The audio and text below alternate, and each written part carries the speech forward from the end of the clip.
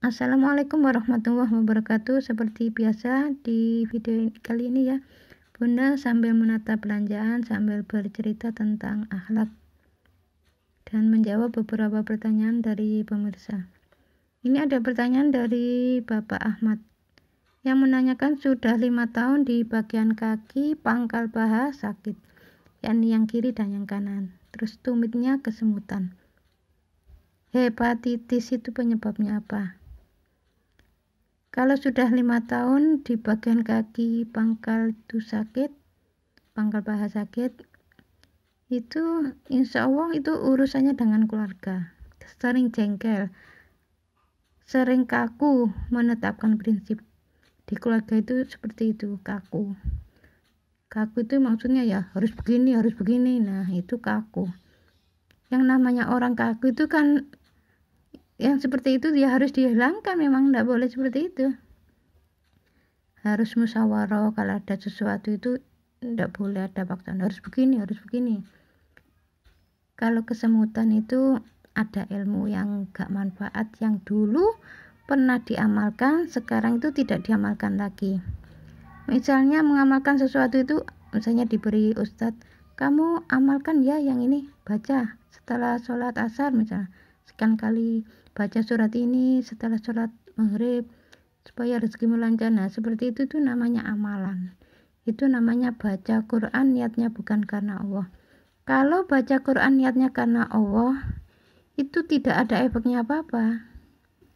Jadi yang selama ini Bunda amati itu orang membaca sesuatu, kalau yang dibaca firman Allah terus niatnya bukan karena Allah, itu yang masuk itu jin.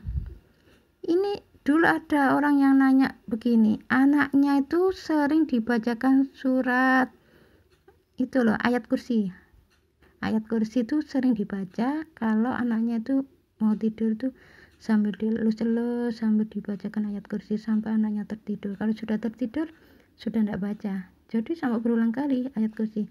Nah setelah dapat beberapa bulan itu mulai ada efeknya, tenggorokannya sakit, tambah lama seperti ada yang mencekik. Jadi anaknya itu kalau sudah tidur sekitar 1/4 jam itu seperti ada yang mencekik.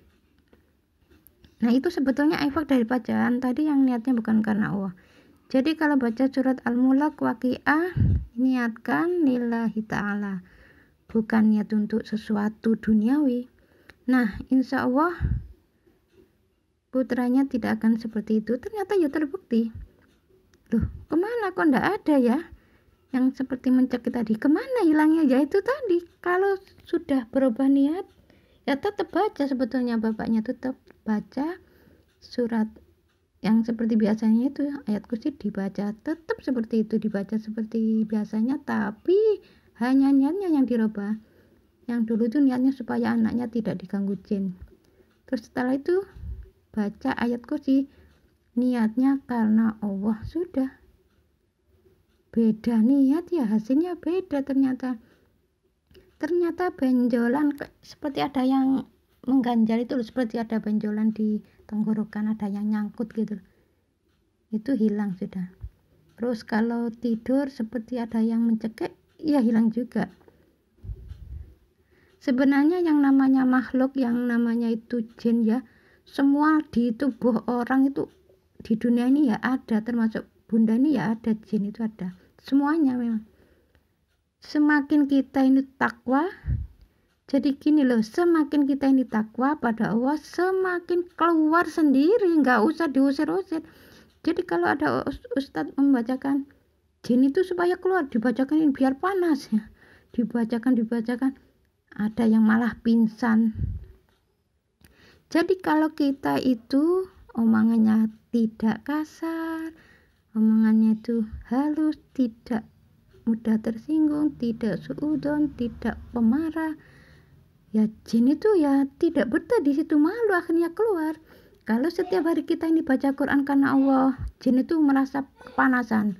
Besok lagi baca Quran niatnya karena Allah, merasa kepanasan. Terus ditambah lagi akhlak kita ini baik, tidak pemarah, jin itu malu, tidak betah di situ akhirnya keluar. Loh, orang ini akhlaknya kok baik, jin pemarah masuk ke situ nggak betah, karena orangnya tuh bukan pemarah.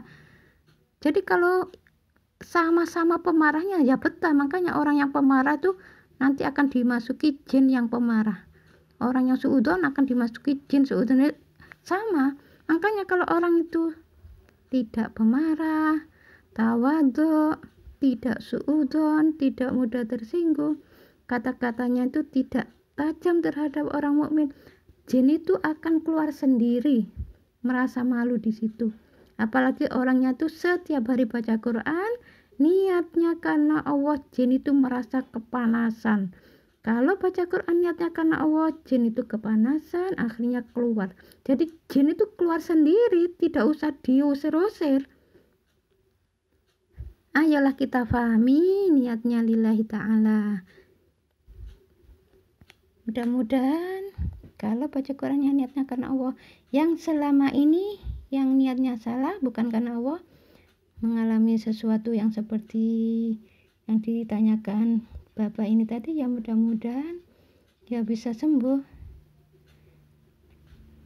Jadi butuh waktu ya, setiap orang gak sama.